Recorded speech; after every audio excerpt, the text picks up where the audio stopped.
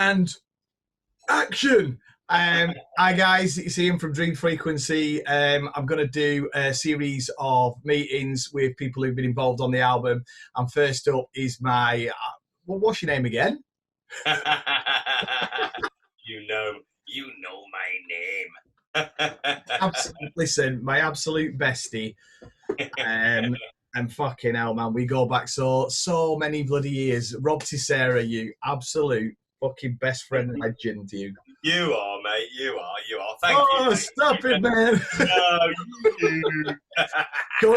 Coming from a sunny beach in Leeds.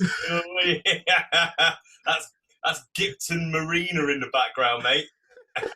How you doing? Have you been in the old lockdown? What's been going on? All right, thank you. Not too bad, thanks. Not too bad. It's been really busy. I mean, I'm the same. The same as you. I know that you sort of decided, right? We had a chat right at the beginning of it all, didn't we? About how we were going to crack on and do stuff, and that's what I've been doing. I think I've taken a leaf out of your book and taken it as a time to be productive rather than have any downtime. So in the lockdown, I've probably had about 2 or 3 days off, and the rest of it, including working quite a lot of Sundays as well, has been dedicated to doing music tutorials for Mixmaster and also for the Lisa Lash's School of Music, and making quite a lot of trance stuff. As you well know, we did all the Quake stuff together, and I've kind of carried that on a little bit and been remixing for people and also producing for a couple of new up-and-coming boys, Paul Priestley being one of them, and another guy called Mikey Dickens, and another guy called Corey Vernon. His DJ name is Big CMV, and he's resident at Passion. And the track that I did with him went to number 6 in the main trance chart on People. Boom. So out of the back of that, that's given me more work because, we needed to follow that up. And also some other people have come to me for some engineering stuff. So that's all good. So that's been really busy. And I've also been doing lots of things like making... Honestly, mate, sorry to interrupt your flow. I've got a list of questions here, right? And then there's two funny Quake stories that I've got to pull up there. Really, only 2. No, yeah. Oh, listen, there's actually 3. But you carry on, mate, and I am listening. But if I don't, my attention span for forgetting shit. Carry on. So you're on that, so what you doing? All the remix and the beat. No problem. I mean, I won't waffle on too much, but yeah, I've been doing all that kind of stuff and doing editing jobs for people, because I'm essentially, as you know, I've been a remixer over the years, so that sort of spun into doing lots of stuff with Ableton, and that's ended up where I edit music for people, make bootlegs, that kind of stuff, and I've turned that into a bit of a business, really, and it's good fun, mate. I love it. As you well know, I'm sure I've given quite a few of those bootlegs to you, so they're great fun to do. And I've been fully immersed in doing all that sort of stuff. I've been doing loads of edits of 80s pop records for a client in Australia. It's We've got our 80s dance locked down. When we've been in the studio. What with us growing right up in the 80s, I think we loved all that stuff. And the funny thing is that from listening to some of that stuff, the production on some of it was phenomenal. But they were made in studios like Psalm West and in the PWL studios and all those sorts of places, among many others. And then some of the stuff that Madonna did, like the production on it is amazing. She works a lot with people like Shep Pettibone and those kind of characters. Amazing production. So that's been good fun. It's been So I've been fully busy, and then I've been doing live streaming every week. Because I play so many different styles of music, decided not to stick to one thing many years ago, which I know you're kind of like that as well in some respects. We wear different hats on different days, and then that's ended up over the last 10 years or so. It's been my absolute ally and friend.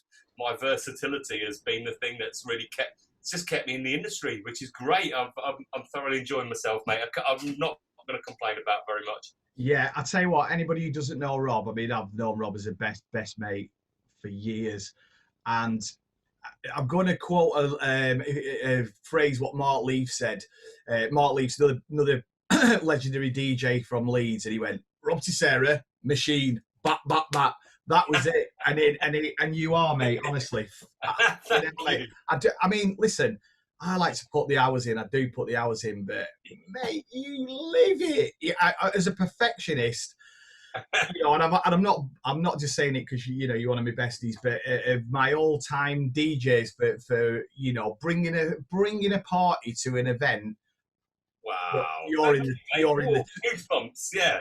I'm not saying you're the best, but you're in the top one. Thank you, mate.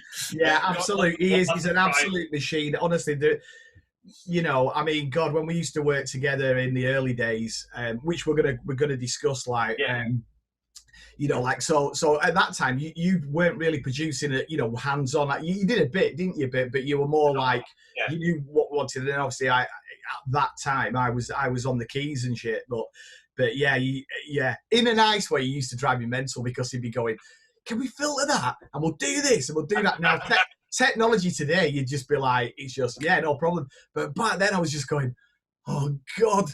That's going to take me 6 days. Honestly, they don't understand, did he, Bobby? How hard was it back then in the studio? I know. But the thing is, though, sometimes by doing that stuff, I think we brought out probably the best and the worst in each other at times. But the end result is what counted. And yeah, I know what you're saying.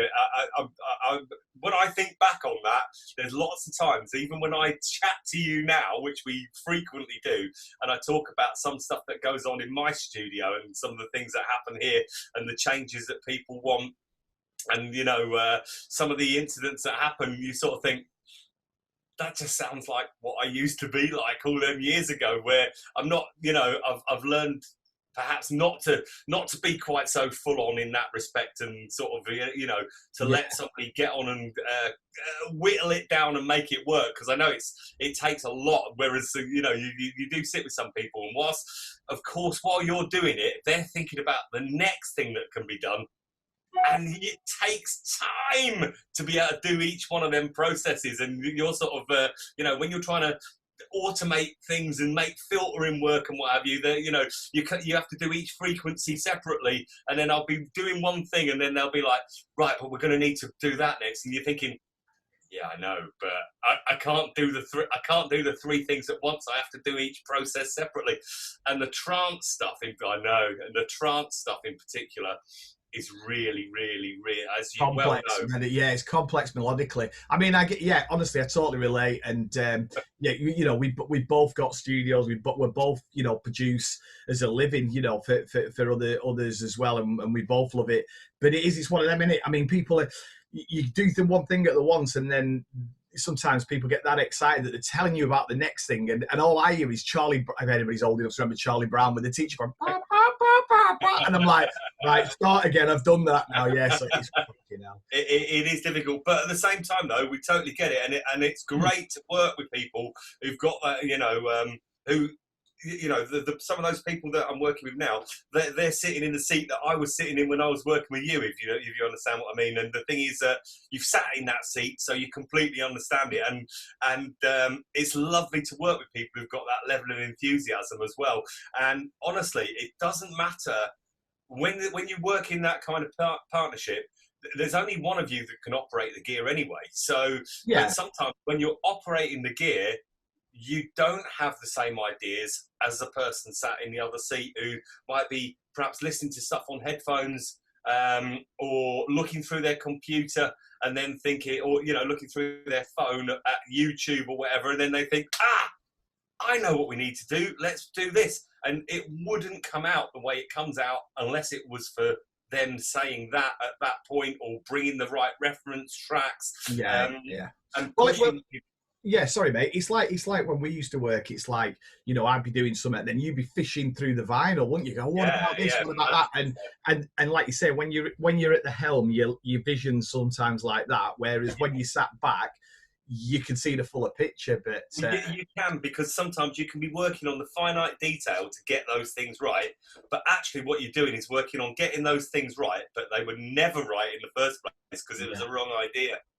Yeah, but you get caught up in the science of doing whatever you're doing, but in reality you can sometimes stand back and go, mate, it don't matter how good you do it, it ain't gonna sound right because it needs to sound like this. So sometimes I think not just sometimes, working in a partnership, it really, really helps. It does. I mean, I can make music myself, but I definitely like the magic that happens when there's a couple of people in the studio, but not more than 2, really. Not more than 10.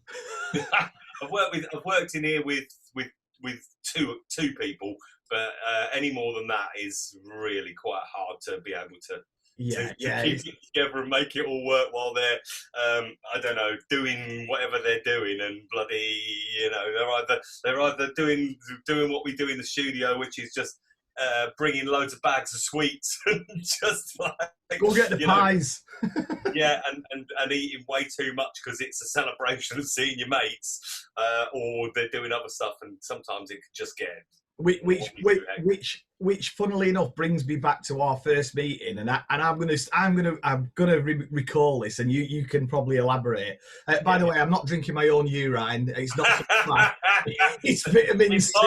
It's mine. You nailed it.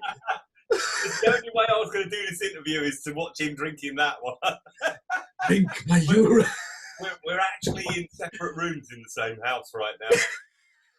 I'm gonna have one of them cat, one of them with the hat.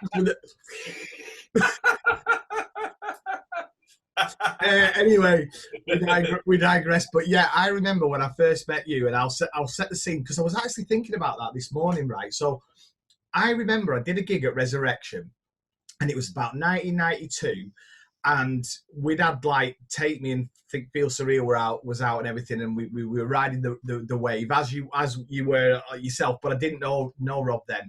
And I did a gig in Bridlington, and it was a bank holiday weekend. I don't know if you can. What was the venue? Do you remember the venue? Yeah, it was. It was a venue that was run by a guy called Fraser. Fraser. That rings a bell. It was on the front, weren't it? Yeah, it was. It will come back to me. Yeah, So, but it was right on the front. It was kind of. Was it part of Bridlington Leisure Centre? That's it. It was, wasn't it, mate? It was part of it. It was right on the front, and it was a pretty brand new leisure centre. I can remember being there, and I think you might have just done your set. I'm pretty sure you. Well, I'll lead up to that, right?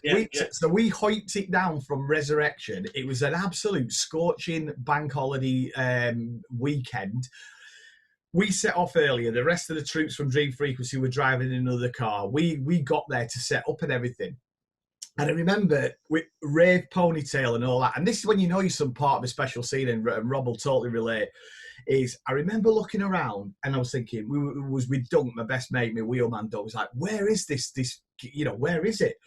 And we're asking people. And as I'm stood there while Casey, me sort of driver and sound guy, was sort of knocking at the front door and whatever, I was looking around and picture the scene. There was just kids and dads and mums and dads, ice cream and the sun's out and kiss me quick and all that stuff's going on. And then from the side door, it just went, we're in here, lads. And fucking smoke was coming out. Yeah. The smell of Vicks, and just, I looked in and through the steam was just people at the sides with e-jaws going, and I just thought, we're in a different world here. So like Rob, you said, mate, so I went in and the first words you said to me were, and I did, I think you thought I was a bit like, maybe I'm not being funny, mate, but I'm Rob, blah, blah, blah. Have you ever thought of making your tracks a bit more mixable? And it completely stumped me because I was like, what do you mean? And he went, well, there's no drums at the beginning. And I still didn't quite get what you meant. And I just thought, fucking hell, man, he's right. Because I just didn't think on a DJ level to make me not track. Just you, mate. Not just you. Lots of other people. Yeah. Lots of other people were doing it the same way. I think, in fact, some people had made a mixable, and then some of the best tracks that I still own, some of the best tracks that I own, they've got really unplayable intros and really unplayable outros. And the problem that you've got with that, and this is what I said to you at the time, and the thing is as well, looking back, I can remember you were a bit like, I mean, you took it on the chin and we had a laugh and you were like, all right, okay, right. So you're not feeling them then, as a bit of a giggle, you diffused it like that. But what I was trying to say, and I think you realised that what I was trying to say was, all it means is you've got these great records, but you can't play them because you can only play them as you deck stop it and boof, the beginning of your set or the end of your set. But some of the tracks you did, they were awesome, but they were quite short. There was one of them on one of the EPs on the label that was black and yellow, which was your main label that City you were Beat. on. City Beat, that's right. And it was that particular track that you've done. I can't remember which one it was now. It weren't one of the two. Euphoria. It could have been Euphoria. It was definitely. It might have even been like the B side of one of the tracks. It was like the middle, the end track on one of the EPs. And it's a belting track. Yeah. But I couldn't mix it, and I wanted to play it, but because there was a couple of tracks around that were also like that at the time, and they were like, I don't know, Moby Go, tracks like that, because that starts with an intro, I'd be more likely to have played that than I would have been to have played the other one. So that's the reason that I said it. And honestly, afterwards, I was like, oh, shit, I think I've really offended him. But I think you even might have backed it up with, because we got chatting there, didn't you? And then you think you said, "Oh, wow, we'll have to come and do some tunes together. I'll come over." And then I think that's how it blossomed. And I was like, "Yeah, sound." Well, I think. Shall I tell you what I think actually happened was I think that we exchanged numbers. I think we realised that we were on the same page. Yeah. And I think we had some mutual friends, didn't we? We knew a couple of people through previous times. Rex. I know. In fact, it was Mark, wasn't it? I used to be in a band with a guy called Mark who you worked with. Yeah. I think. Hold on, mate. I've got a picture of some of our old mates here. Hold on, mate. There they go.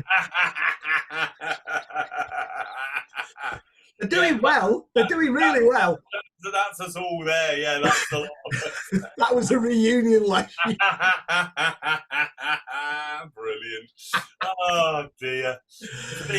He's always been a joke. Apologies to all the kids out there. That's just... funny.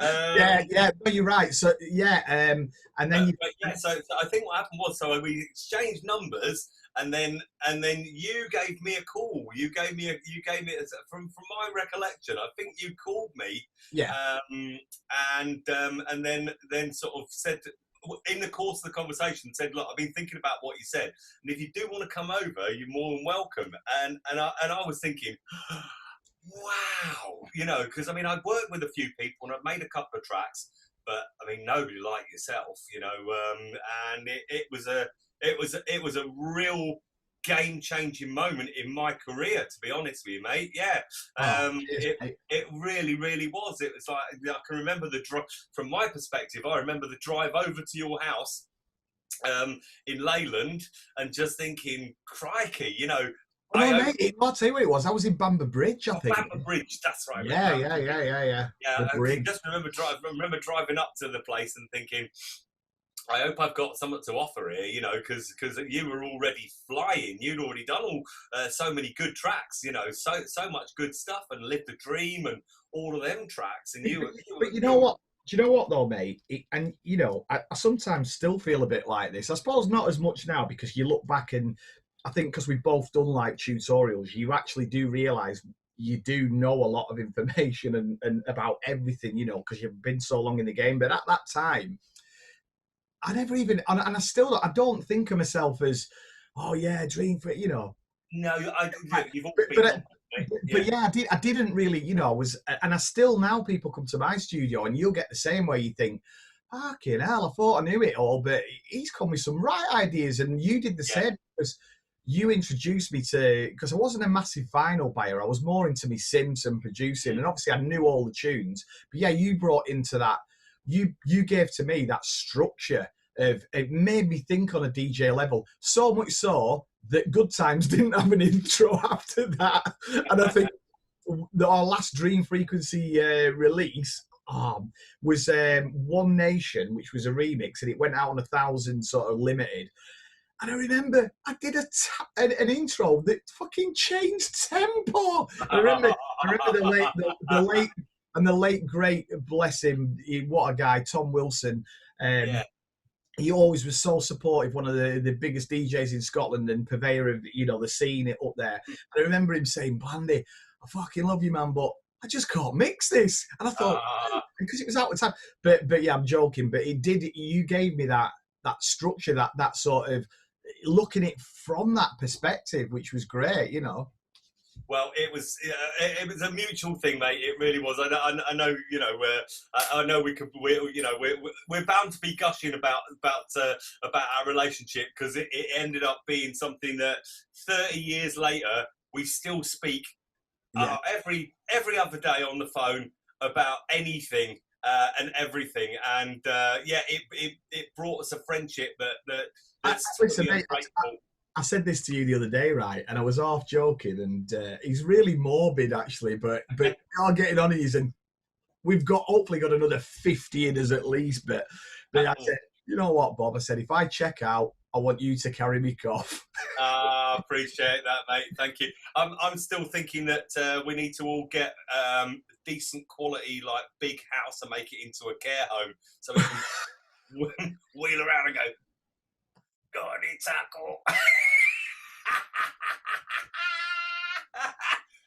Just change the hi-hats. Change me bag. That'd be amazing. It's great. I've loved all the stuff that we've done, and the fact we've done so many different things as well.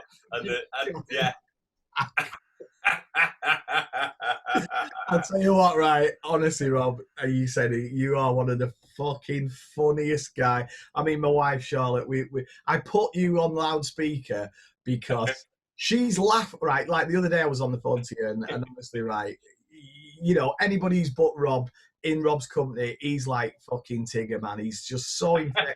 Thanks, mate. And she's looking at me laughing, and she's laughing at me, laughing at you. So I just put her on loudspeaker telling some story, and it's just, you brighten my day up, mate. Honestly, it's good fun, mate. It's good fun, yeah. So we met, didn't we? The thing, yeah. Then we went on to do a couple of tracks, didn't we? I think was the first one Mega Drive. Yeah. Which was kind of like just fun, wasn't it? Really, I think that was I think what we decided to do was to just do a track where we just cut loose and just obviously experimented with making it mixable as well, and just making something that was what we were feeling really at the time, and that involved a bit, you know, making it kind of a bit acidy and having. I remember that. Right. Well, what I'll do is I'm going to I'll shoehorn that a little bit of Mega Drive in. I'll give you a little 20 seconds. So I will cut, play Mega Drive.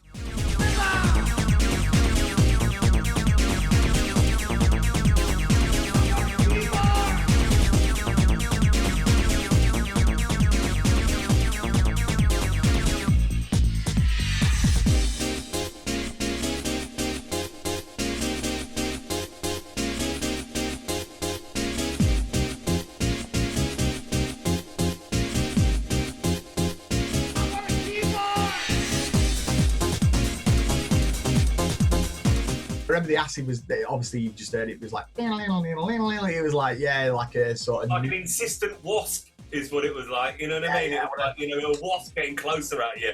Yeah, it was one of those kind of things, but in a fun, cheeky sort of way. And then, listen, the thing as well, I think that that connected us right at the beginning is, we're like this. I love bass, me. I Right, so I just posted a picture recently. This picture here,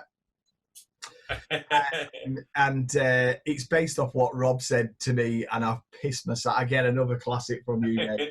He goes, "Do you know what it is, Blandy? I can sum you up in fucking one sentence." And he puts on the ocean, "I like rave me," and I fucking got it. So true, mate. So true. Honestly, yeah. So I think our love of that and bass, big like chosty bass lines is the thing that really sort of hit home between us, and we were like, oh yeah, it was like let's put a bit more bass in. So yeah, we that was the story of that one, and then I think the next thing that we did after that was it was on the Good Times EP, wasn't it? Was the next one? Is it called Bass for Love? Was it? Oh shit! Yeah, no. No, wasn't that I did a Dream Frequency. In fact, God, I've only just remembered that. Was it a Dream Frequency, or was it? We just did a one-off. It was just a one-off, wasn't it? Dream Frequency, I think. Yeah, was it Rob Tissera? It was Bass for Love. Oh, what was the bass line? Yeah, I'll fish that out. Oh, wow, I forgot all about that. And he just got buried on some B-side somewhere. I think he did, mate. I think it was on an EP of some description. Oh, I've had a few of them, mate. You know when you just think... Or City Beat, wasn't it? I'm pretty sure, yeah. Mate, yeah. We've done that with a few. I mean, not slagging City Beat and that, because obviously... No. It's a break, everything, but bloody hell, some of the B-sides that should have been out there and whatever. Mm-hmm. But yeah, so we were working together. You were playing at Arc. You were playing all over the place. But just before and Resurrection and stuff like that.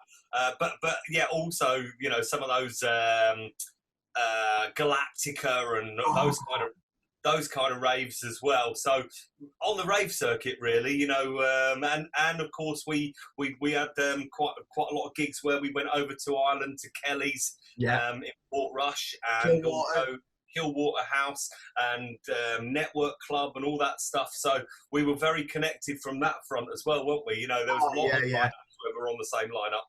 We were always bumping into each other all the time. And do you remember one of the ones that, I mean, there's so many that stand out, but the Ripon one was pretty mental. The Galactica Ripon. I remember backstage, I literally just sort of came out of wherever the green room, whatever it was, a collective dressing room, and I just went like that, boof. I fucking bumped into Keith Harris with Orville. Oh, with Orville, yeah.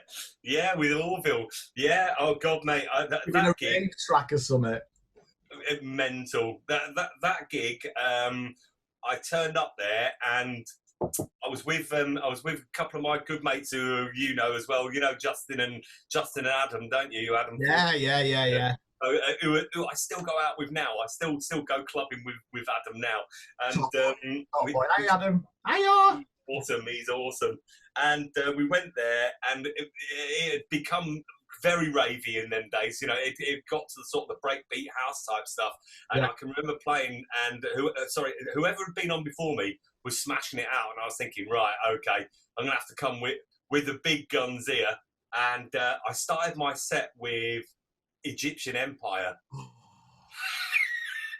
Wow, I'm not joking. It was ridiculous. It was a right moment. Playing Egyptian Empire, no one had heard it before. I think I'd gone down to London and bought it out of a shop where I used to go to a couple of shops in London, Black Market Records, and I'd be stood there in queues with Kenny Ken and all those kind of people, and I heard this Egyptian Empire record, and I thought, wow, I'm buying that. And I don't know whether you want to play a clip of that at some point, so that people can... Yeah. I know we're talking about Dream Frequency stuff, but... We're talking about moments, where you think, I won't ever forget the response. If you imagine how big the rave scene was and how big it had become, and there was probably about 8,000 to 10,000 people in that.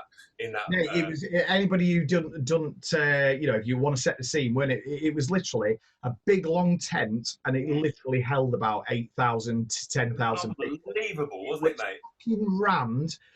people going off the shitters, just going mental. One guy halfway through the rave shinned up the fucking tent pole, and they had to stop the music to get him down, and he just fucking off. He, come down, you silly.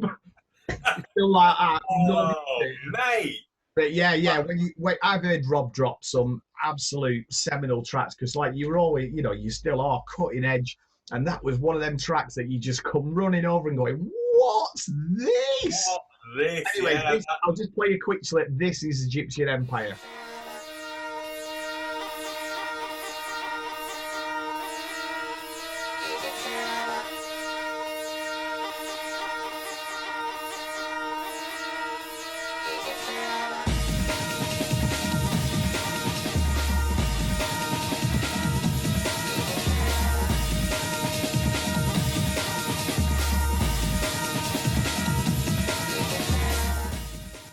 That was a tune.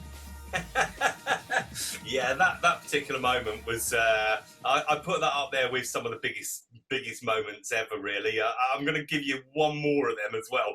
I know we digress ever so slightly, but the other one that stands out to that degree is, well, I'll give you two, but I'll give you real quick. Yeah. One was I was doing. Do you remember? In fact, I think you might have played at it. Did you play at Arc and Orbit at the Corn Exchange in Leeds? I did, yeah. Right. Of course I did, yeah. I was playing there. I think it was in October of '92, and the lineup was me, you, Paul Oakenfold, Dave Angel. Yeah, he was slamming it. It was massive at that time, and a whole host of other massive DJs. And that morning, I was sent an envelope, like a Power Promotions envelope. Yeah. And I struck up a relationship with the guys from Power Promotions. They were the most important people in the business because they provided the bullets. Do you know what I mean? And I became really friendly with a guy called Terry Marks from there because he was from up here. I mean, I'm from down south, but he's from Newcastle. And when I just went and knocked on their door one day in London. Power Promotions, rather than sending them the application form and going through all that process. You knocked on the door, Rob. I went and knocked on their door and just bowled myself in, and they said, "You know what? No one ever does that." And as a result, you're in, my son.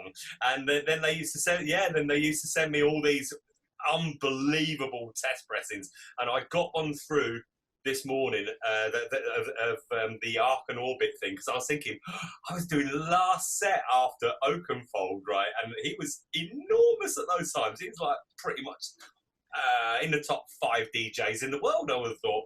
And I was playing after him, and then I opened this envelope and dug it out, and I thought, oh right, that looks interesting. It just said one of 25 copies was the first 25 test pressings, and it just said, "Baby D, let me be your fantasy" on it.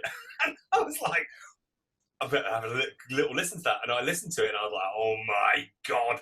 And then I went out to Arc and Orbit, and all night long, because I was on at the end, after everybody had been on, when you just think, this is going to be outrageous. It don't matter what anyone's done.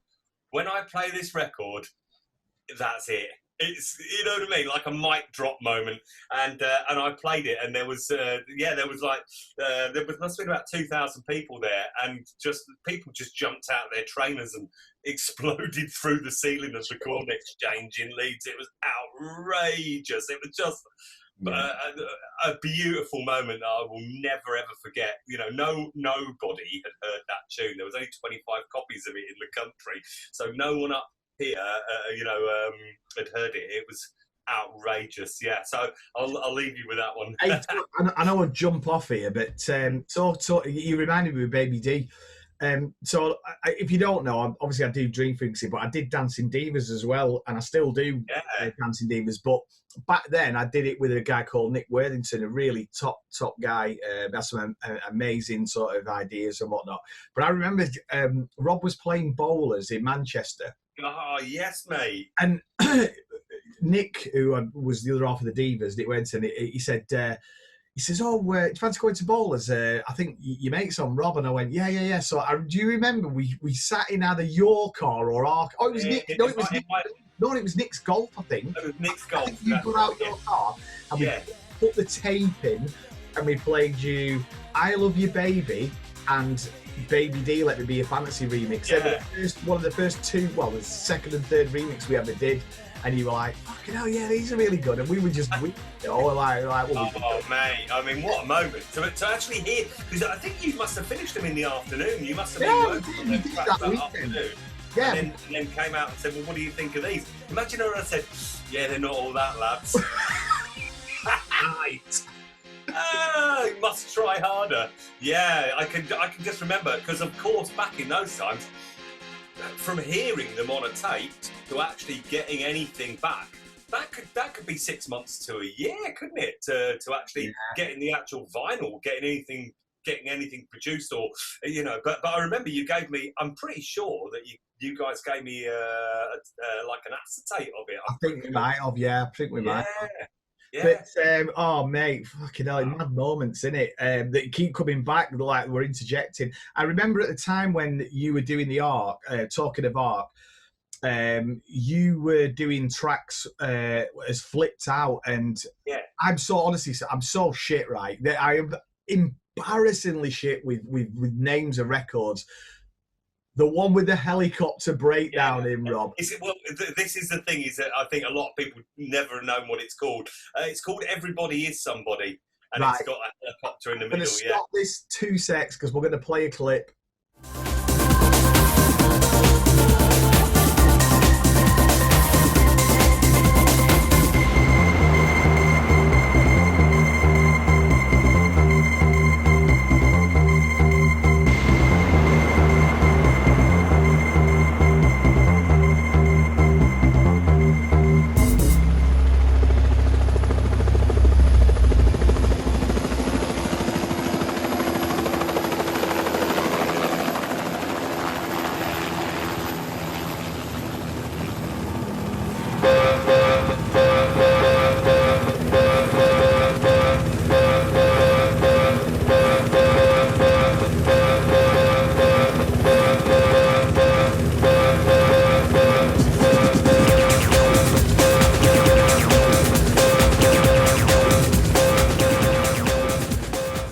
How good is that breakdown? I've heard that breakdown at an art gig, and I honestly, right, I'm going to stand up to do this, but basically, well, not even stand up, but you told me, he goes, "Blandy, there's breakdowns that make you go, ah, and then breakdowns that make you go,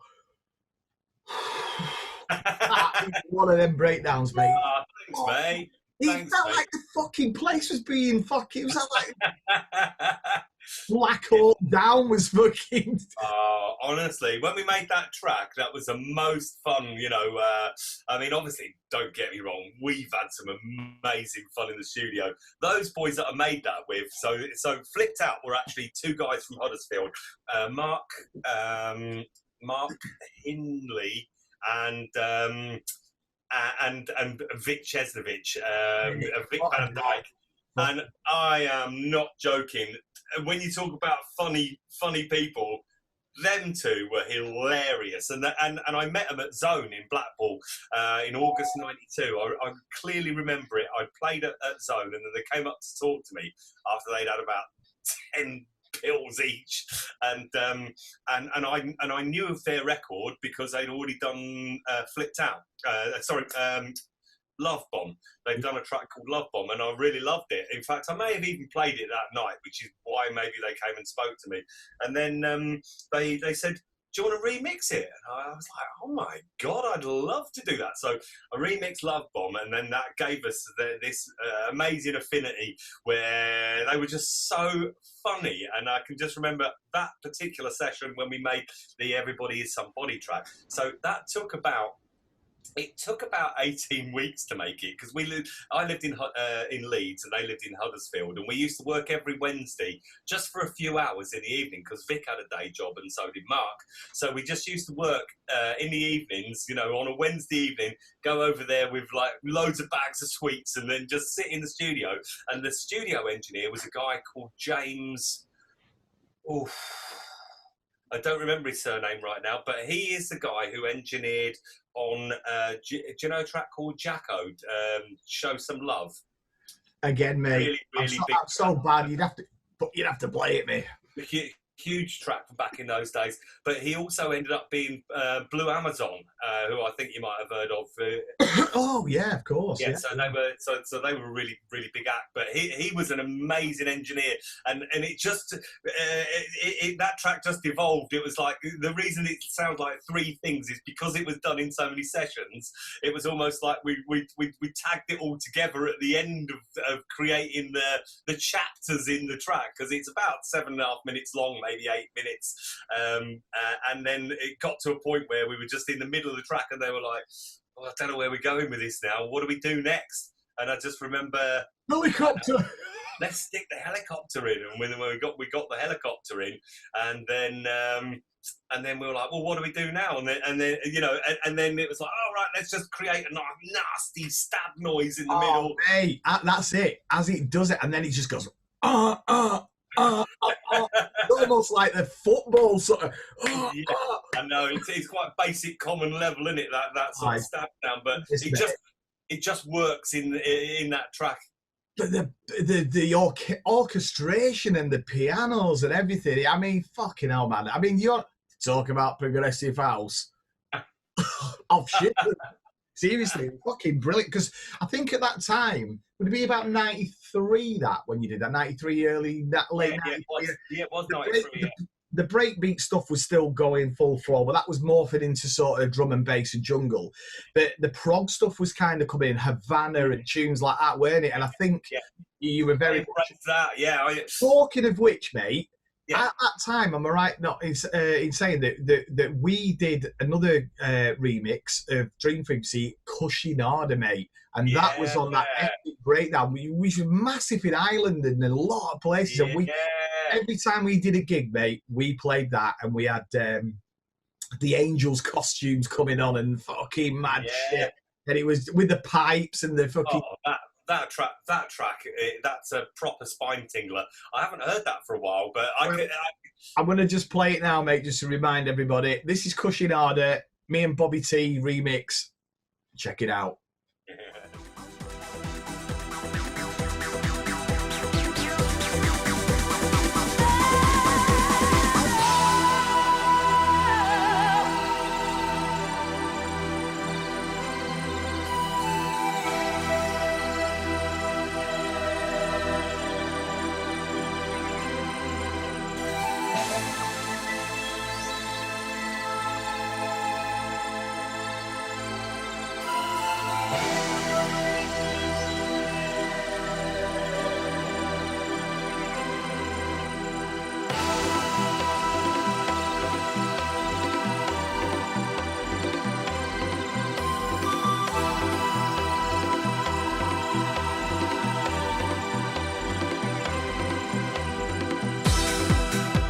So yeah, the breakdown on that, I always used to remind me of if anybody's old enough, you know the Turkish Delight advert?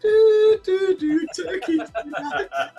But honestly, mate, so I've been fortunate enough to be in the studio when you created stuff like that, because obviously, I would give you the brief and say, right, okay, I'll play you some tracks of that kind of ilk, which, I'd have probably come and played you, some of the tracks that were on 23rd Precinct, is it Havana, Stum, and Ethnic Prayer, and Mucker. That I never know how to say. Is it Bukharatia? Yeah. Wow, gonna be all right. Massive Scotland tune that as well, mate. As well as wowzers. And then I played you some of them tracks, and then you were like, okay, right, here we go. And I'm sure there was other tracks in the mix, like there's a track by Left Field called, I think it's called Pressure, and that's got a panpipe drop like that in it as well. So all of those things would have been in the mix. But then because you can play, and you'd already been making music for so many years, to hear those ideas transform in front of me into that was amazing, and the sound of some of those strings that you used to get back in those days, out of the vintage keys and out of the Korg equipment. It was, I mean, just to explain to everybody, I mean, a lot of people, you know, young producers or anybody watching this, you know, obviously you're blessed really because everything's in the box, you know, the plugins, it's just so accessible. But back then, I mean, I'll try and shoe on into the video. Well, yeah, here's a couple of pictures of the studio as was. So you get the picture, yeah, racks of gear. It was all outboard, weren't it? And it was like, it was. You know, to even sampling vocals, it was like fucking cracking a safe. You're in the sampler, so there's a lot of downtime to fucking schmirk and fucking also chat shit. But yeah, it was the vintage keys, and you'd be fishing through and then coming across the pan pipes and all that, and thinking, I think we were a lot. Well, I'm sort of saying it, not a diss to what's going on now at all, but I don't know what it was. There was a lot more of a blank palette for me then. It was pigeonholing into genres, but it was still a little bit more eclectic. And I think we were a little bit braver of, fucking hell, there's a pan pipe there. Just do it. Use that in a fucking track. Or a fucking... It was a little less standardised. It was a little less standardised, wasn't it? Yeah, so it was all about taking a bit of a risk or something, you know. Yeah, absolutely. So yeah, and that could pay off. That's the thing, is that doing that and having that individual moment, because we've done it before, and because of some of the tracks that we both of us have produced separately and together, because you'd seen that work on a dance floor. You were, like doing the helicopter in the middle of the set and all that sort of stuff.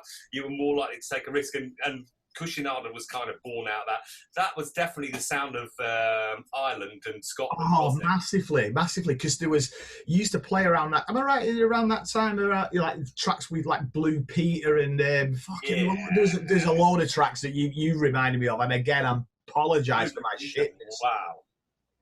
Apologise for my shitness, but there was loads on there. Big Island tracks that I can't even remember now, but if you played them, I'd go, oh my god, yeah. Well, I did a live stream the other day for Circus, and I dug back over some of those tracks and I put them all into one live stream. Yeah. Hey, listen, both of us, big up the Northern Ireland crew, because guys, where would we be? Where would we actually be without those guys? Where would we be? And yeah, doing that particular stream, I played all that kind of stuff, and there was tracks like Sour Mash as well, and which kind of crossed over to some of the Orbit when in Leeds. They were playing all that kind of shit as well. 100%.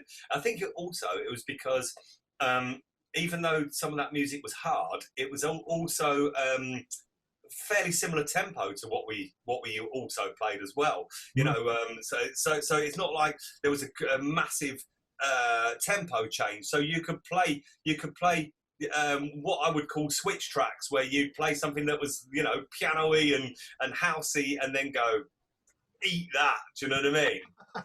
Have that.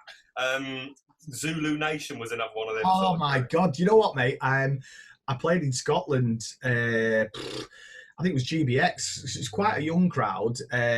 Brilliant crowd, though, mate. Yeah. Honestly, again, Scotland. Wow. Yeah, I mean, you were massive. Still are massive in Scotland. It's great to see that all that stuff's coming back up there as well. Oh, mate, it never went away. I mean, it kind of ducks and dives, but yeah, I played Zulu Nation there. It fucking went mental, mate. I mean, a good track, energy in it. Yeah, a good track stands the test of time for sure. But so we did all that with the Arc, and then I suppose jumping forward for me and you, the next kind of project that we got involved with, because the trance was kind of emerging in the late 90s, was Quake, weren't it? Yeah, well, I mean, what I would also say is that just before that, just after doing probably Cushinada and a couple of the other remixes that we did at the time, because we did Dream as well, didn't we? Yeah. We did a track called The Dream, I think. Oh shit! The Dream. Yeah. A bass line a bit like Dr. Baker Chaos in it. Well, I will just remind everybody what Dream is. Here's 20 seconds, whatever, of Dream.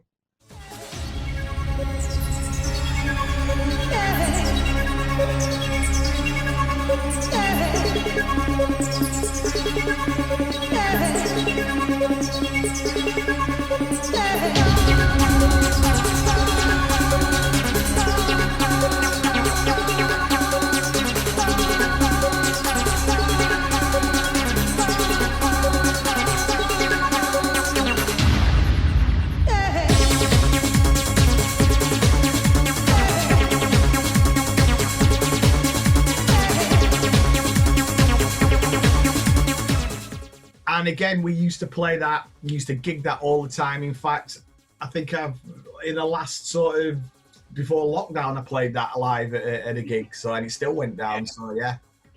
And out of the back of that, we were invited to go to the Eastern Bloc studios, and we did Usher JJ Tribute, an official remix of that, and we did it for Disco Magic. So it actually came out as a Disco Magic record, which well, for me, was one of the best things that I think we've ever done. And we kind of made it a bit like Yeki Yeki, didn't we? I think that was our that's what we wanted to do at the time, was put that big like acid line into all that beautiful piano and still keep the essence of that amazing record and not change it too much, but just top and tail it and put some acid in the middle of it.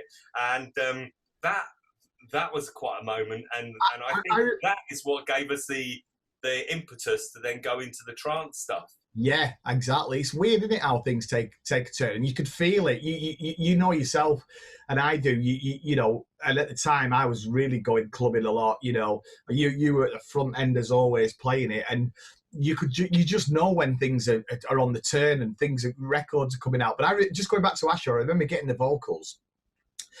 And he goes, "Oh, these are the vocals he sent me." We had a digital audio tape. And I was like, "The fuck are these?" It was just some fucking. I didn't realise it was Janis Joplin at a concert. Which is why it's called JJ Tribute. Yeah, and she's just basically stopped in the middle of a concert, going, "Everybody the same damn thing," and I'm like, "What's this?" And that it sounds like, you know, who'd have had the vision to put that in a track? Only the Italians.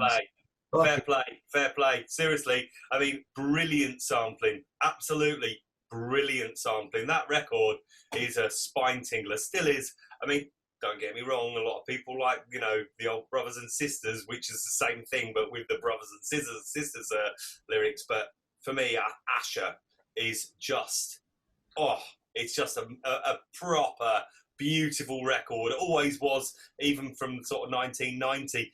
So to get a chance to sort of do anything with that and try to do it some justice, which, you know, I'd like to think we had a go at that, and people do seem to like it. So yeah, that was a very proud moment. And one other thing as well, which you haven't touched on, because I think you've been a little bit modest probably, is for me personally. And I'm going to be a bit gushing here, but for me personally, if you hadn't remixed my track, Pick Up the Volume, then we probably wouldn't be having this conversation now, because you created a turning in the course of my life that was unstoppable. It was ridiculous. So we worked on that track together, the Kick Up the Volume, and then you and Nick went away and remixed it, and between the two of you somehow managed to get that Relight My Fire sample into it, and it just exploded. And as a result of that, 1 minute I'm, you know, DJing at all the things that I was doing in this country, because I used to play quite a bit in London at the Leisure Lounge and at Club UK and all that type of stuff, so I couldn't complain at all. But I don't know whether you remember this, but in about 94, 95, after everyone had been having the most amazing time, the whole thing went a bit schmooey, like for a lot of people. The whole scene sort of took a bit of a nosedive, and there, you know, progressive house came in, and I definitely went down that road. Yeah. And unfortunately, it made it a lot less fun for the crowds, and it went really serious, didn't it? The rave scene died pretty much. Yeah. And there was a crossroads that had been arrived at for a lot of people, myself included. And I can remember in like 94, 95, well, sorry, in 95 in particular, in fact, I just remember thinking I might have to go back to getting a different job now, because it's not going as well as it could do. And just like in, say, 1988 and 89, you know, there'd been the Summers of Love, I can just remember 94 being the summer of shitness. And 95, and I just had cancellation after cancellation after cancellation, because events were failing. So it weren't just me, it wasn't a personal thing, but there was loads of events that I was booked at that went down the Swanee. And as a result of it, I was definitely thinking, it's been a good 5 years and I've loved every minute of it, but maybe now's the time to start thinking about like growing up and getting a proper job alongside the thing that I love as a hobby. And there I was thinking that. I remember standing in London on a tube station. Not on the edge of the line, surely. No, but I was having a pretty shitty time of it, to be fair. And I can just remember standing there thinking, because I think I've been down to London for some meetings, you know, to try to get more work and all the rest of it. And I remember there were, you know, it's a long way to go from Leeds down to London to not get any bites, you know, where you're thinking, actually, I don't think any of that stuff that I've been for meetings about is ever going to come off. And I can remember it being rubbish. And then I got home, and then about 2 days later, you sent me over the track that you've done with Nick, the version of the track that was coming out with my name on the front of it, the remix of it, and I put it on, and I remember thinking, wow, what on earth, that's ace. And then out of nowhere, that track ended up going to #1 in the dance charts, and then I was getting calls from Australia and New Zealand and South Africa and all of these places, and Ibiza as well. And Judge Jules was calling me and saying, right, we want you to come to Kiss Radio, and we want you to be on the judge and the jury panel. And then I remember driving down to go to the judge and the jury thing, and then I got a call to say, can you come to Australia and play for us in like 4 or 5 weeks' time? I was like, oh my God. So I went over to Australia, and then I arrived. When I arrived, it was probably getting towards like 1 or 2 in the morning, and I can remember I was never going to sleep because I was like buzzing. This is the best thing ever. And where they put me up in the hotel was right next to a place. I mean, you've been to Australia quite a few times, to Sydney. There's a place called King's Cross, and it's the hub of everything. And it's a bit like, it's a red light district, and it's all the bars and the students. It's a bit edgy, isn't it, at times? It's well edgy. And I was, you know, I was probably 28, something like that. And I remember thinking, I'm gonna go down King's Cross. I remember getting in a taxi from the hotel, and taxi driver picked me up and saying, where do you want to go? And I was like, take me where the action is. So he took me into King's Cross, dropped me off, and then all the bars were buzzing. You know, it was like a Thursday night or something. All the bars were buzzing, and I got out of the taxi, paid him, walked along the road, went to where the first bar was. There was 2 big guys on the door. And then, you know, when they've got the speakers outside so you can hear the music that's playing, so that it tempts you to go in. And lo and behold, they were playing our record. And I was like, oh my God. And they were playing Kick Up the Volume. Wow. Volume. I was like, oh my God. So I went in, I had a drink, and then I came out of there and I went to the next bar. You know, it's like a strip of bars. Yeah. Bar. Mate, they were only playing it coming out of the speakers at that one as well. I was like, this is outrageous. And that moment was the biggest game changer in my entire career.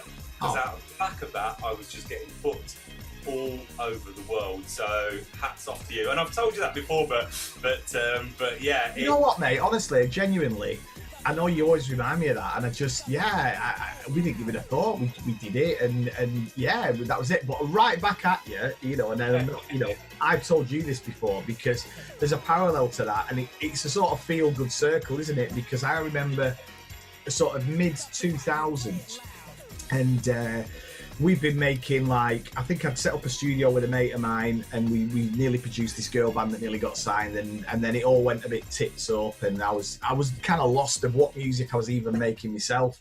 And it was, I mean, I was getting working, but again, like yourself, it was getting to the stage of, I'm gonna have to get a fucking job here.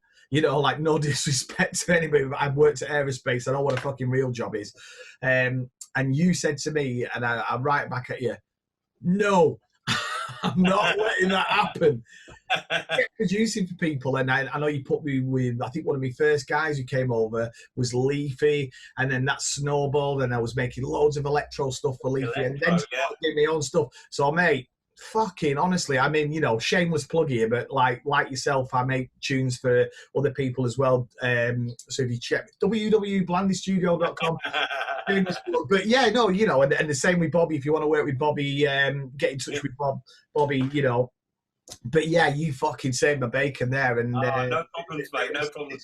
But seriously, for me, that was the game-changing moment. So everybody needs, you know, sometimes a little push in the right direction.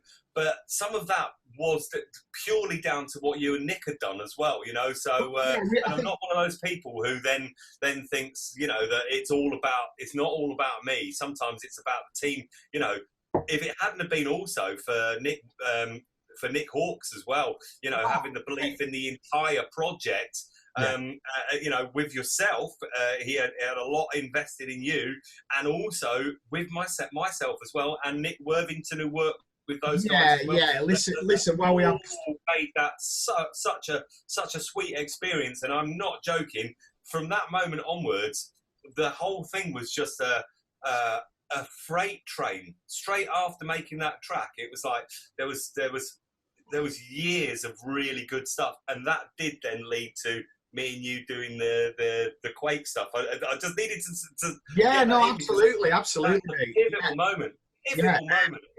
Absolutely. And then, you know, while we're on this chat, because we both connected to Nick, you know, a guy called Nick Hawkes, who gave me my first ever record deal. He signed the Prodigy, set up XL Records, Positiva, Incentive.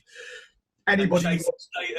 And he's currently doing his Reach Up brand, sort of like, you know, new disco sort of stuff. Oh, mate, he's my mentor in music, mate. He's an absolute legend, isn't he, Nick? And we're very fortunate to be connected to people like that. You know, he's another guy I always say, it wasn't for you. It wasn't, but it is, you know. I still speak to Nick to this day, you know, and it's all good. So, yeah, moving on to the Quake. So we started doing the Quake stuff, and then you were the one that was heading up, like getting the remixes and the vision of it all, and you were playing the trance. You started to play a lot of the trance gigs, really, and we went to Ibiza and all sorts of stuff. But yeah, go on. What were the remixes that we did? I can't fucking remember half of them myself. Well, we did. We started off and we did a few of the smaller ones. We did Tears for Fears, Shout. We did that. Smaller ones. Yeah. Tears for Fears, Shout. I can't even remember, mate. We remixed Erasure as well, in the early days as well. Yeah, we did. Yeah, and then Robbie, I've got my fucking. I'm dying to get this story out. Tell him the Ollie Johnson story. Wow. It's such a shame because I mean we grew up in the 80s and we liked that style of music. You know, we were probably both new romantics back in the day of new romantic. Never.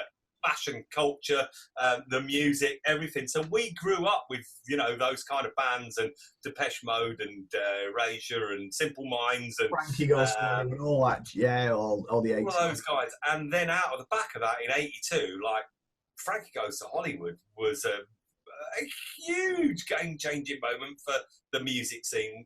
And then when we were when things were going really, really well with the Quake stuff,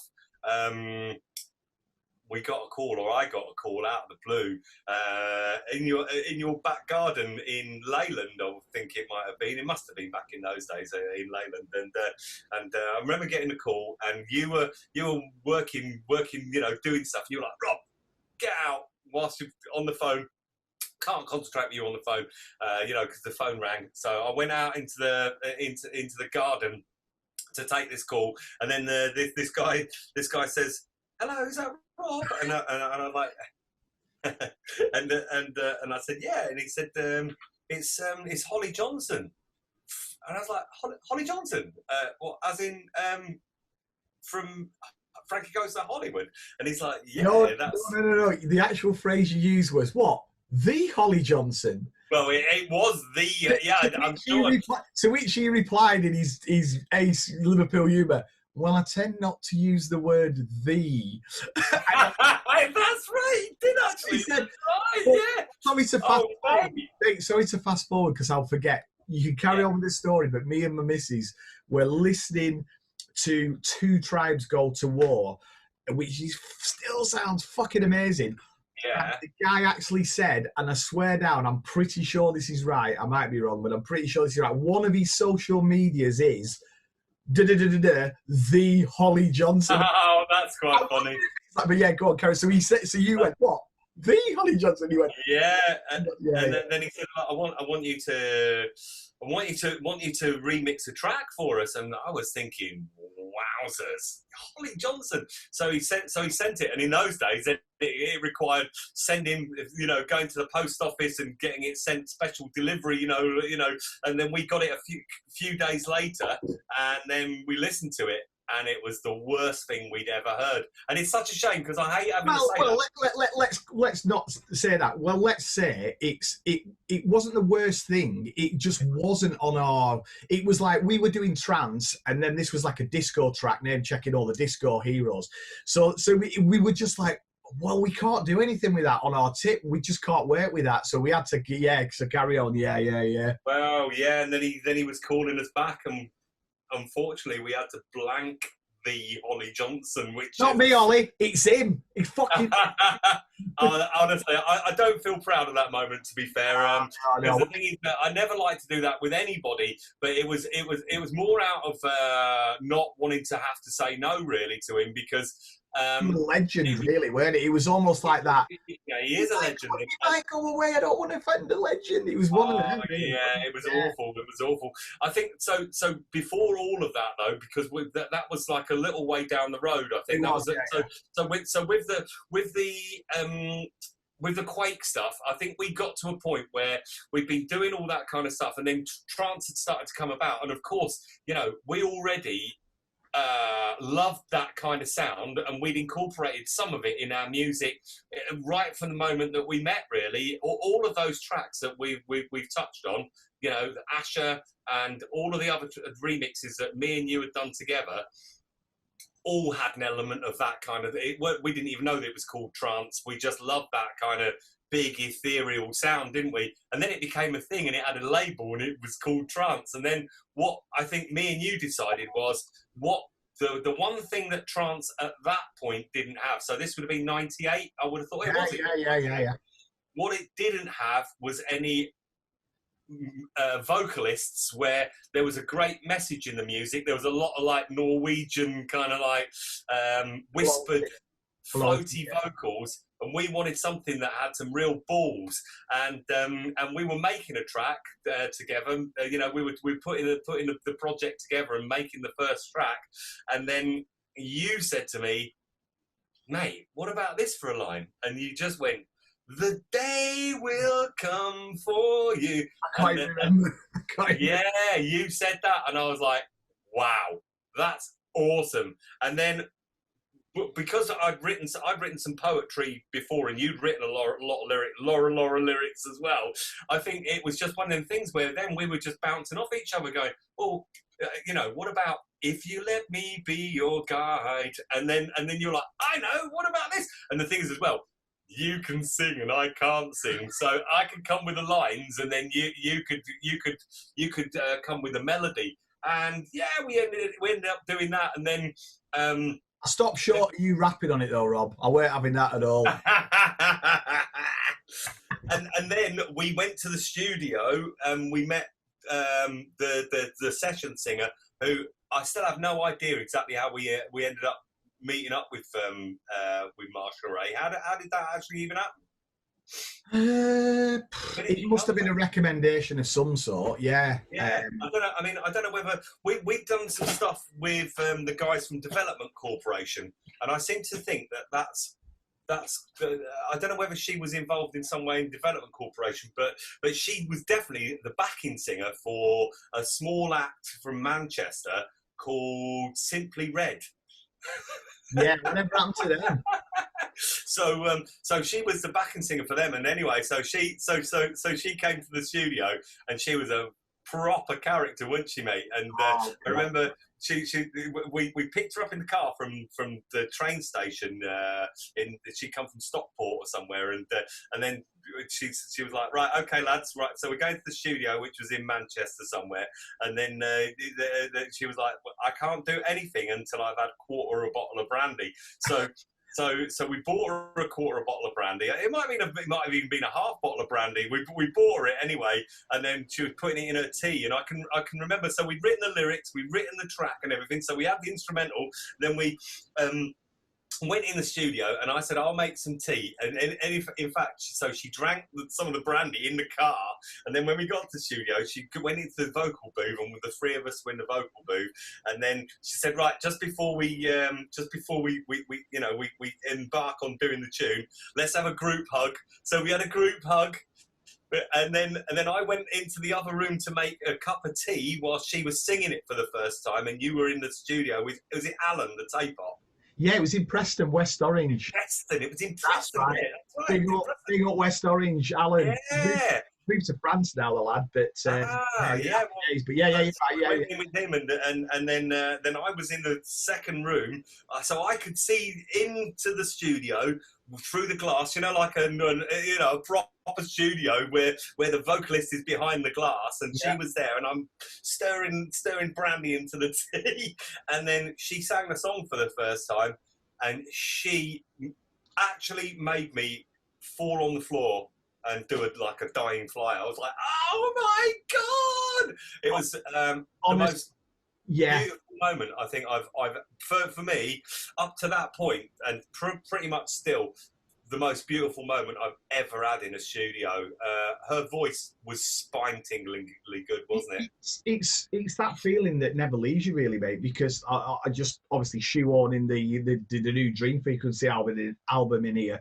You can write a lyric like we did back then, and you write it, and in fact, I can marginally sing better than yourself, and then you think, yeah, that sounds all right. Well, is it all that? But when you get an amazing singer singing it, it's just different level. I mean, I always refer to, I know Dolly Parton wrote the track, but Whitney Houston, I Will Always Love You. If you wrote that on a piece, Rob, I've got this track.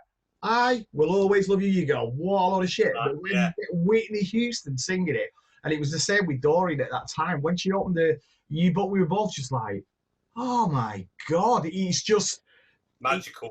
Yeah, it's just completely and utterly magical. We play a little snippet of the track. Yes, let's do that. Right, so this is was it 1999 or 8? I think it was 8. We did. I think we started it in 97, and then it came out in 98. Yeah. Right, so this is a snippet of The Day Will Come, Quake. The day will come for you if you let me be your guide. Yeah. Show your faith is true, and lay your fears aside. Oh yeah. You can make it stop. Take the pressure off. Resolution is right by feeling. It's what you want and what you need. Take the chance and you will succeed. The day will. Yeah, wow, good memories, mate. I'll tell you what, really quick, mate. Tell them about. So the next thing after that was tell them about when Pete Tong rang you, mate. And what you dated him on the phone, and why did you say? Now this is a story. So, Yeah. I'm in a bar in Leeds called a Porto on a Thursday afternoon, right? So, I mean, this is back in the day where, I'm a sort of, I'm probably 29 at this point. I'm in the prime of my life, and I'm having a good time, and that involved going out drinking on a Thursday afternoon sometimes, amongst many other things, and I'm in a bar with a few mates having a few cheeky pints, and then I got a private number call come through back in the days when it just came up and said private number. Now the only person that I know who's got a private number is Blandy, and he is a massive, anyone who knows him, he's a massive joker, like the biggest prankster. When you think about Phone Jacker and all that sort of stuff, like they must have based it on Blandy's whole entire life. He's a proper character when it comes to stuff like that. So I get a call, and I can hear this guy on the other end, and he's like, hello, mate. Is that Rob? I'm like, yeah. Thinking all the time, it's Blandy. He said, hi, Rob. It's Pete Tong from FFRR Records and Radio 1. I'm like, yeah, right, fuck off, Blandy. Well, that was the words that came out of my mouth, excuse my swearing. But I was like, nah, I'm not buying that shit, I'm sorry. And then he said, I've not got my radio voice on because I'm in my car and you're on loudspeaker, but it's Pete Tong.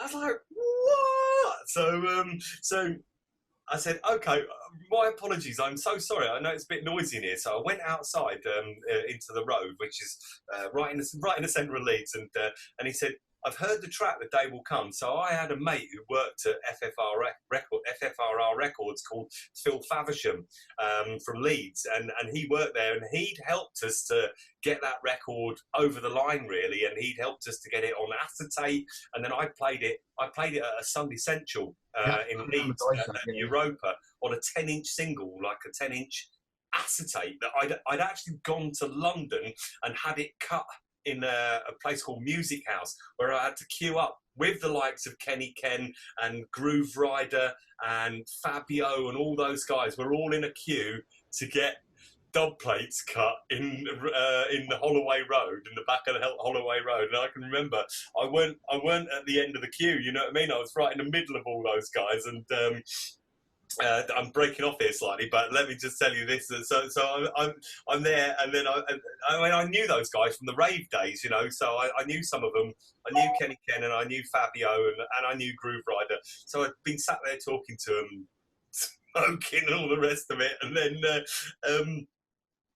then I had to play this trance track, you know, because they could all hear what was going on. And I was thinking, all the time I'd been sat there, I was thinking, I really hope that you know, that they're not going to diss me, because it's a new sort of music, really. And they were really on the tip of D&B by this point. And I came out of the studio, and I remember them being like, wow, what a vocal. Well, that's amazing. So I kind of had some belief in that track anyway, you know. I think we both did. Then I played it at Sunday Central. Then it went off, and then Phil Faversham must have played it to Pete Tong. And then he rang me, and the conversation goes, he literally just said, he offered us a spaceship-sized piece of money for it. I was like, wow, you know, tens of thousands of pounds. I was like, that's ridiculous. I mean, obviously I didn't want to say that to him. I didn't want to go, you know, but it was a breathtaking moment. And he was like, he was not going to take no for an answer on that record. He was having it. And he signed it. Yeah, he signed it for FFRR. And that really was a game-changing moment for us, because that was a huge label, one of the biggest labels ever. Still is one of the and then I think Judge Jules did a remix on it, and then off the back of that, we ended up, he phoned again, didn't he, and then said about, we're doing this film called Human Traffic. I need 3 tracks off you that basically royalty free, so we had to create 3 tracks, and he sent us the guy, the famous guy, where he's Jeremy Faxman, it's called. That's the fella. That's his name. Yeah, maybe play a little clip of that, mate. Yeah, I will. So so basically this is what's his name? Jeremy I can't even remember. Jeremy Faxman from Human Traffic. Yeah, that's the guy. Check him out. Every club is different, but in the asylum, it's the manager. He has a string of homeboys dealing the pucketees to the party people in the club. He makes the most coin out of this enterprise. His homies will make just a couple of quid on each pucker. His homies are also scoping for other dealers on the block. When the homies have an illegitimate pucketee dealer in their website, they tell the bouncers. The bouncers grip him, nab his stash, and kick him out with a physical warning. Gives the puckerees to their homies, and they knock out to the kids in the club. What's your name? What have you had? Reach for the lasers. Safe as fuck.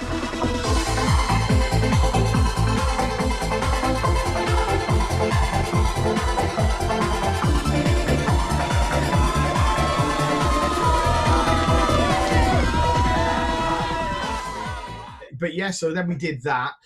And then, we were riding the wave for quite a bit. Oh, I've got to tell you this one, mate. So just going back to funny stories about Quake, you came in with a CD and went, it was Oh kind of my with God. yeah, with the Holly. Just she goes, I've been asked to do this remix. It's this fucking band, boy band. So he gives me the DAT, and it all had on the DAT. I can't remember the names because I'm shit. But he goes, yeah, somebody's BV, fucking better BV, leader. Put it on, and we just went. Again, we kind of went, That's rubbish. whoa, what? Yeah, what can we do with that? So we didn't. So it was literally on a CD, and it was literally one of them. Just got shoved on my desk somewhere. Hey, no, you know what? You threw it up in the air and it went behind the couch. That's what happened. Yeah. Fast forward about fucking 3 years later. That's how long. That's how often I tidy my studio up. Much to my shame. And I'm like, I'm tidying my studio up, hoovering up. Oh, proper clear out. Fucking, what's this CD here? Fucking hell, what was it? Westlife. Westlife. They wanted us to produce Westlife. That's what they actually wanted us to do, was to produce them, and we turned it down. We turned it down. Yeah, Oh. but I mean, You raised me up. you turned me I down. can hear it now. You set a bastards. Oh, but I suppose if you don't feel it, you don't feel it. And at the time as well, you know, things were really. I mean, it was insane. I mean, so we remixed a track called York, The Awakening, Right.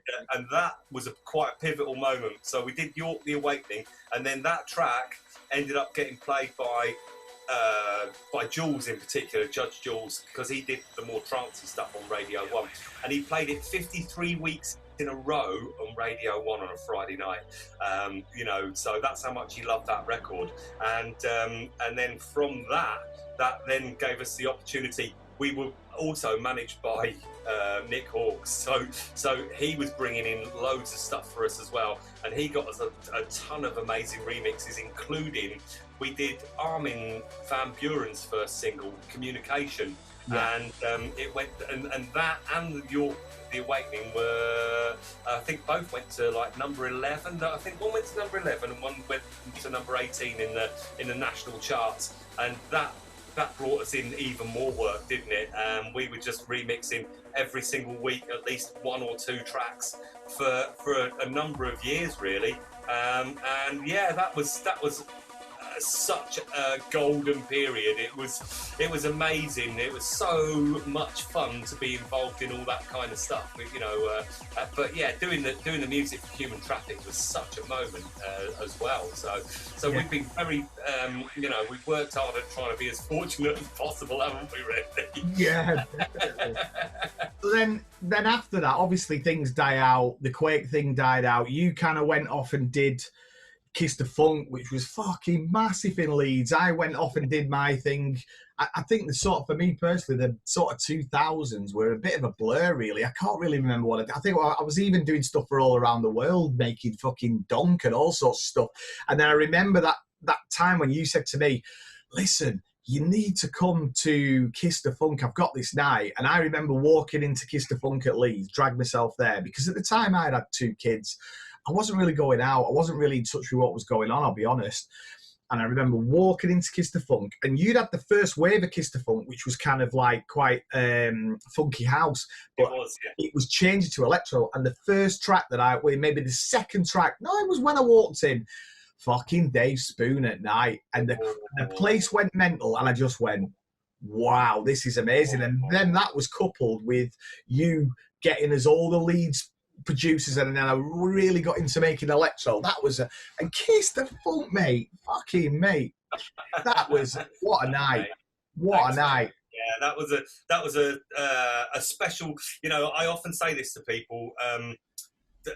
When you're doing what we do, it's not about, you know, all these things. They're like a bit of a chapter. They're a chapter in the book. They're not the whole book, but they're a chapter in the book. And Kiss the Funk is a chapter I'm particularly proud of.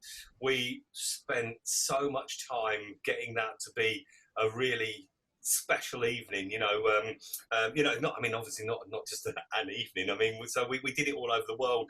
You know, we had residencies in Dubai and Bahrain and Sydney, and we went to every country in Europe. We were just, it was worldwide. It was worldwide. Mate, we mate. were actually chasing the sun. It was like you know, it was a circuit where we had residencies, monthly residencies in all of those various places. So sometimes I would be, you know, going to America, and then going from America to Australia, and then back midweek to do El Divino in Ibiza. So we did 4 seasons in Ibiza. Oh, it was, and we were doing Dreamers in Mallorca, which was a huge club. You know, it was the best club in Mallorca. All that kind of stuff. It was just, it was unreal. And then in the winter, we were doing the snowboarding circuit as well. So we would be going to Andorra and all these other places and doing that kind of stuff. It was amazing. And well, the DJs you booked as well, Rob. The fucking, you know, when they were coming up, like fucking Laid Back Luke, Swedish House Mafia is separate. It's fucking. David Guetta. Whatever happened to him? So those boys. So when we started that night, we were, because after the Quake stuff in the 2000s, when, you know, unfortunately, like you know, the trance thing did sort of die away a little bit, and then hard house was kind of the thing, that the route that I took, and it was huge in that particular period, the year 2000 up to 2005, 2006. That's the route that I took. But in the midst of that, I was doing the Kiss the Funk stuff, and from doing the Sunday Central gigs and doing the hard house stuff, I got to know the guys from Mixmag very well, and then I developed some very strong friendships with those guys, and then we went over to Miami,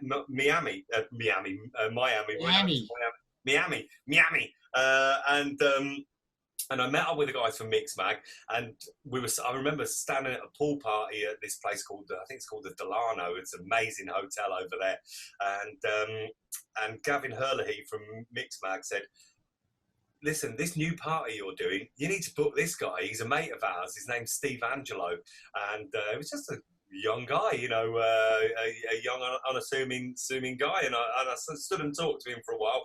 He gave me a business card, and then I phoned him direct and booked him, and he came over and he played in the UK for the first time with us. You know, he actually, it was the first time that he came to the UK was for us. Charged us 600 quid, and he destroyed the place. He was amazing. And then he was like, well, I've got this mate called Seb Ingrosso. He'd go down well at your place. So we booked Seb, and then we were like, well, look, just why don't you both come and play? So we were booking Angelo and Ingrosso together. Then they used to come over, and then when I used to pick them up, they'd say, well, you know, do you want to play back to back with us tonight? So I played back to back with the two of them. It was ridiculous. And then we booked David Guetta. He made Just a Little More Love around that time, and we thought he was going to be quite big, and the track was already in the charts. So we booked him, and he came over, and he charged us 500 quid, and he flew into. We were doing you know, like a Beatle fest, you know, it's like a bug fest down in, it's called Run to the Sun in Newquay, and we knew the people that ran the Run to the Sun, and we had a Kiss the Funk, and it was in the swimming pool. It was like an old swimming pool, and they covered the swimming pool over, you know, like boarded it up completely so that you could get a big crowd in there, basically, and the whole arena, it held about 5,000 people, who were all people that weren't really into house music. They were into all sorts of music, and they'd all gone there for the car festival. And then we flew David in. We didn't know, you know, we just booked him, and then he arrived at the airport, and then we took him for a burger and chips down on the seafront, and then we took him into. Oh, the best for you, Dave. Honestly, mate, you know, one of those things where you look back on it, you think, "Wow, what on earth happened there?"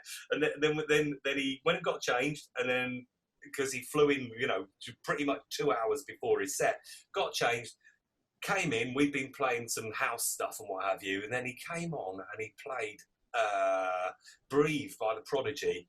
Then he mixed Smells Like Teen Spirit into it, and the place erupted. I'm not joking.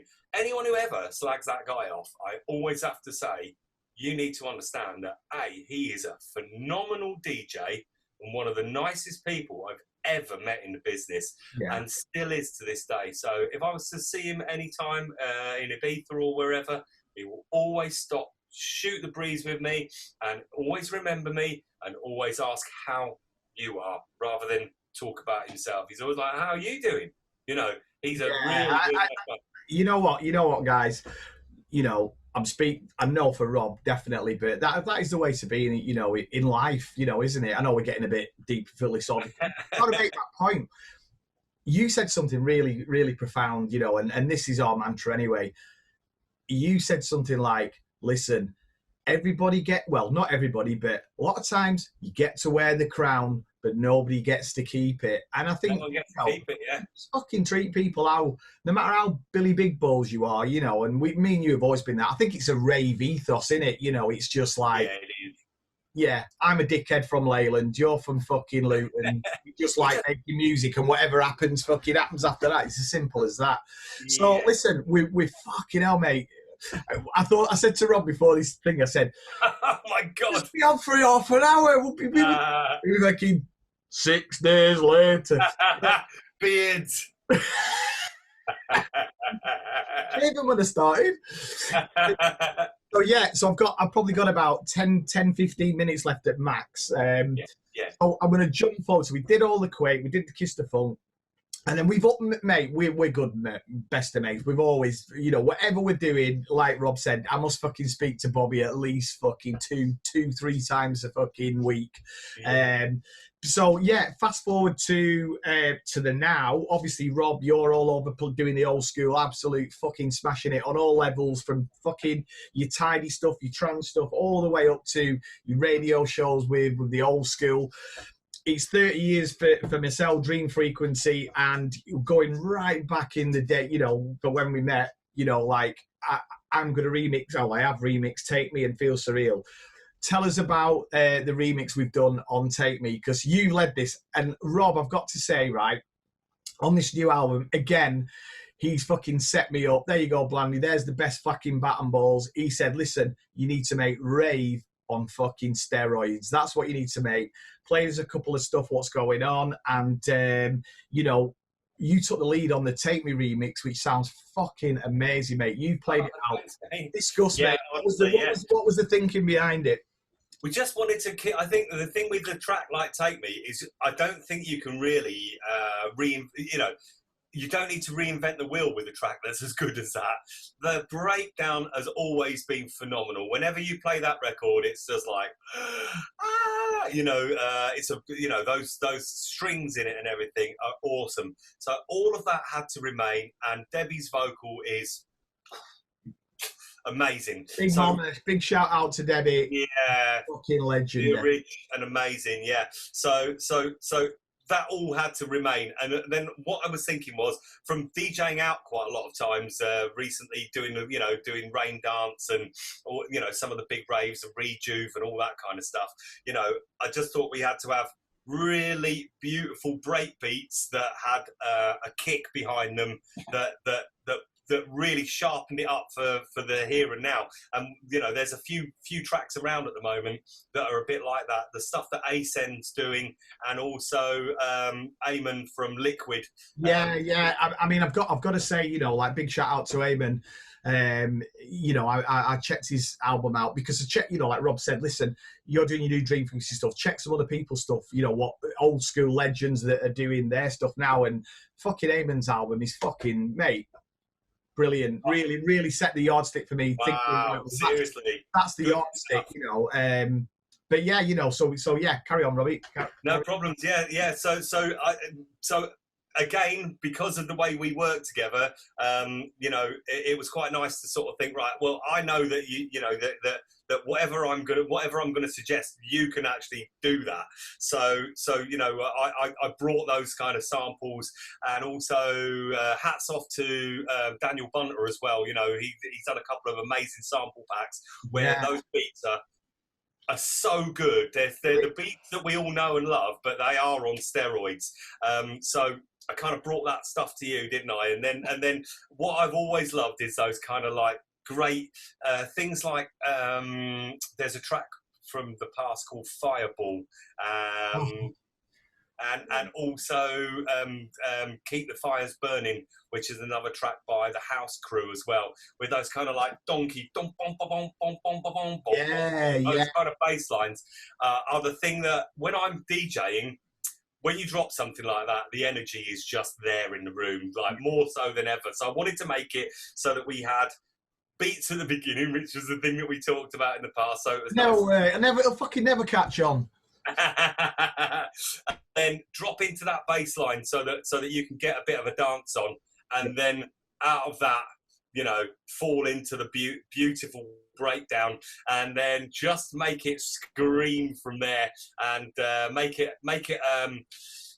a thrill ride, make it a joy ride from there. You know, we've talked about this in the past, that moment where you want to get up out of the sunroof while your mate's driving and just feel the wind going through your fingers whilst the track is playing in the background, and just make it like that. And I think that's what we kind of encapsulated in that one remix. Absolutely, mate. Absolutely. Doing that on the breakdown, and then obviously wanting to fucking throw some. Oh, and getting the rave in as well, and getting a bit of the hardness in there as well. So we got the switch, you know, getting the switch with the hard stuff in there.